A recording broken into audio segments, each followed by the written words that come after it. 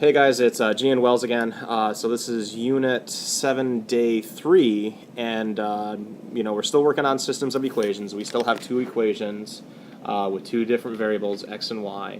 And as we can see on practice problem number 3, we can't eliminate and we can't substitute and we can't, it's not very friendly. So we need to take one of these equations and multiply it either by some number in order to cancel some things out. So when I look at my x's, I see that the coefficients is a 5 and a -2. I like that they have the opposite signs, but I'm either going to have to multiply this by 2 and this by 5 to cancel. But when I take a look at my y values, I can see that the signs are different, which is great, so they'll eliminate, but I'll only have to multiply this top value by that 2 to eliminate it. So let me do that real quick. So I'm multiplying the top equation by 2 so I can cancel out or eliminate my y's. And distributing, so that would be a 10x. This would be that -2y that I want. That's the whole purpose of why I'm doing it, and that would be a 14. Alright, I'm going to get rid of that equation now that I multiplied everything by 2, and I'm just focusing on these two equations. So my y's are now going to cancel out. I'm going to combine my 10x and a -2x and get 8x, and I'm going to combine my 2 and 14 to get 16. Good old-fashioned equation, divide by 8, x equals 2. That is an x. Okay? So now that I have x, I have to go back and solve for y. And I'm just going to use this bottom equation again. So it's just a plug it in kind of an equation. So -2x plus 2y equals 2. I can now plug in for x. And just be careful that you're plugging in the right value, right? So just make sure, because I've seen plenty of students, make sure you're plugging in your x for your x and your y's for your y's. -2 times 2, -4, plus 2y equals 2. Add 4 to both sides. Cancels out. 2y equals 6. Divide by 2. Y equals 3. And that is my solution. Alright guys, we'll try one more here. Number 5. This one's actually a little bit trickier because we can't just multiply one of these equations. If I look here, I've got for the x terms I have a 2 and a -5.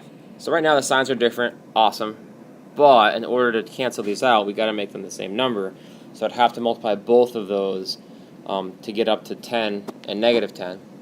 Over here, the 3y and the 4y I could use, but right now they're the same sign, so I'd have to multiply one of them by a negative to do that. So I'm actually going to go with the x's, and I'm going to do the 5 and the 2 that I mentioned before. So I'm going to multiply the top equation by 5, because I'm thinking ahead here. If I do 5 times that 2x, that'll give me 10x.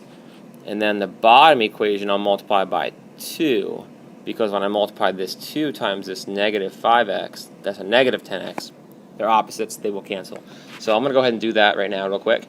The top equation by 5, that will give me 10x plus 15y equals 65.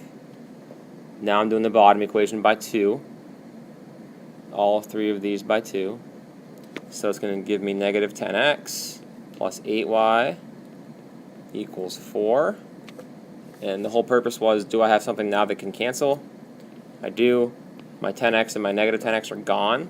I can combine everything else. My 15y and my 8y, combine those together, that's 23y. Combine my 65 and my 4, that's 69. If I divide both sides by 23, simple one-step equation. The division there becomes y equals 3. And now I have y. But we know by now that we can't just stop now. We can't just have y equals 3. We got to find out what x is. So I'm going to go back and pick any of these equations that I want. It doesn't matter which one. I actually have 4 options. If I want to use this top equation, I can. If I want to use that one, I can. Or I could use either of these 2 larger ones. That's up to you. I'm going to go back and use one of the smaller ones because it's easier math. I'm going to go with the bottom equation, the -5x plus 4y equals 2. Plug in the y is 3. So I know -5x plus 4 times 3 equals 2. And I'm getting that because I know y is 3 here. I'm plugging that in right there for that y. And I'll keep going here. I've got negative 5x plus 12 equals 2. Subtract 12 on each side. That gives me negative 5x equals a negative 10. And it does divide out. Negative 10 divided by negative 5 is positive 2. So x equals positive 2. And there we go. We have both of our solutions.